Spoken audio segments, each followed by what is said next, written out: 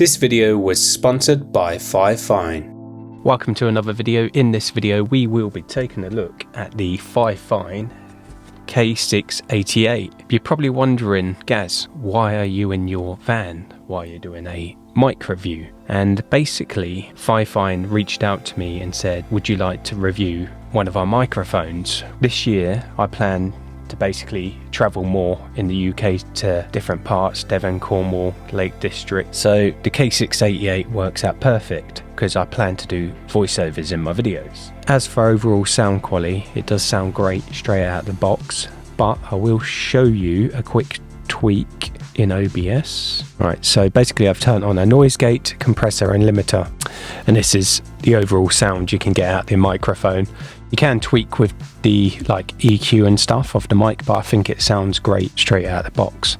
Now let me go over what you get in the box to begin with. You get obviously the microphone itself. You get the USB-C to USB-A. It's a combo adapter, so basically the end you plug into your computer's got a USB-A attachment, but you can pull that off and underneath there's a USB-C. Even if you've got a MacBook like myself, you can plug it straight into the USB socket on your computer. It also comes with a 5/8 to 3/8 adapter, so you can put it onto pretty much any mic stand or mic arm. It's nice to have in the box as well. Obviously you get your user manual as well, and it does have a mute switch.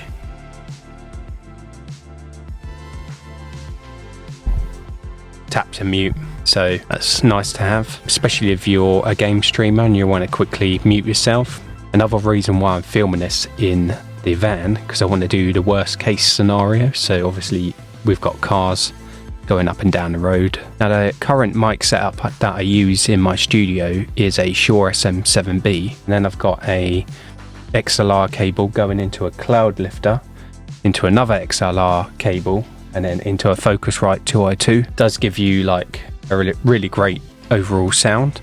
Obviously you can get better interfaces with better preamps, but for what it is and for what I use it for, it's perfect. But in a van setup, it's quite a lot of gear to be lugging about, and with my particular van, it's not very big. The K688 fits into what I do. All it is a microphone, and it's plugged straight into the USB of the MacBook. Now I do want to do a sound comparison between the K688 and the Shure SM7B. So the comparison is basically I've got all the filters turned off now. There's no compressor, no limiter, no nothing like that. This is just the natural microphone going into OBS. I'm going to mute this mic now, and then you're going to hear me on the Shure SM7B.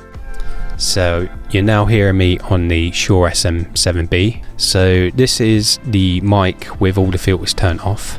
So in a van, this is what it's going to sound like.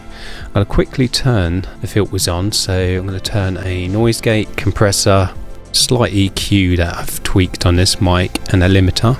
So this is the Shure SM7B with all them settings engaged. I'm going to swap back over to the K688 now. So you're hearing me back on the K688. I'm going to engage them filters. So as you can hear, the actual overall mic sounds really good, especially for the price range, and for my setup in the van works perfect because it's nice, small, compact, and it's going to be easier to store. Now I'm going to head back inside and show you what it sounds like in a studio environment. Well, I've got to say I'm glad to be back inside in the warm, because it's absolutely Baltic outside in the van, and I still need to sort out a heat source for wintertime in the van. Need to sort out either a diesel heater or something at some point. But anyway, moving on back to the microphone, I do want to still go over what these two sound like in a home studio environment. I've turned off all the filters, so we've got no noise gate, no compressor, no limiter or anything like that. This is the natural sound from the microphone. I will turn on a noise gate shortly after, so when I stop talking it goes completely silent. But this is the K688. I'm going to switch over to the Shure. So you're now hearing me on the Shure SM7B. No noise gate again, no compressor, limiter or anything turned on, but I will enable the noise gate now. So just enabled the noise gate on the Shure. So this is what it sounds like. If I stop talking it'll go completely silent. And I switch over to the K688. So this is the K688. I'm going to turn on the noise gate for this.